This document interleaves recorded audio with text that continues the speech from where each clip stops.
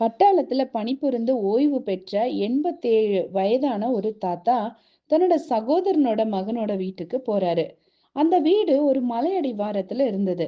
அங்கே ஒரு ஏரியும் இருந்தது. அந்த ஏரிக்கு பக்கத்துல நிறைய மரங்கள் எல்லாம் இருந்துச்சு. அந்த மரங்களுக்கு பக்கத்துல சின்ன சின்ன மரக்கன்றுகள் கூட இருந்தது. இத பார்த்த அந்த வயதான தாத்தா, அந்த வயதான காலத்துல கூட அந்த மரக்கன்றுகளை எல்லாம் தோண்டி எடுத்துக்கொண்டு போறாரு.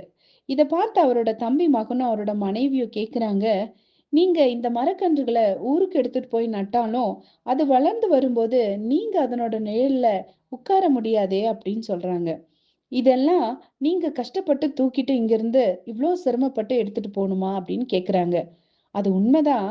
ஆனாலும் இவைகளை நம்ம ஊர் குளக்கரையில நட்டுனா, ஒரு நாள் அது வளர்ந்து பெரியதாகும்போது, பின் சந்ததியினருக்கு நிழலில அமர உதவியா இருக்குமே அப்படின்னு சொல்லி அந்த தாத்தா சொன்னாரு.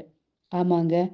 நம்ம கூட நம்ம பின் சந்ததிக்கு பயனளிக்கக்கூடிய ஏதாவது ஒன்ற திட்டமிட்டு செய்யும்போது, ஒருவேளை இன்னைக்கு அது நமக்கு பயன்படாம இருக்கலாம். நம்ம மூலமா மற்றவங்க ஆசீர்வதிக்கப்படுவாங்க. உன் ஆகாரத்தை தண்ணீரின் மேல் போடு. அநேக நாட்களுக்கு பின்பு அதன் பலனை காண்பாய் அப்படின்னு வேதம் சொல்லுது. அது மட்டும் இல்ல, நல்லவன் தன் பிள்ளைகளின் பிள்ளைகளுக்கும் சுதந்திரம் வைத்து போகிறான் அப்படின்னும் வேதம் சொல்லுது. மத்தவங்க நம்ம மூலமா உதவியை பெற்றுக்கொள்ளும் போது, அது நம்ம வாழ்க்கையில பெரியதொரு சந்தோஷத்தையும், திருப்தியையும் கொடுக்குது.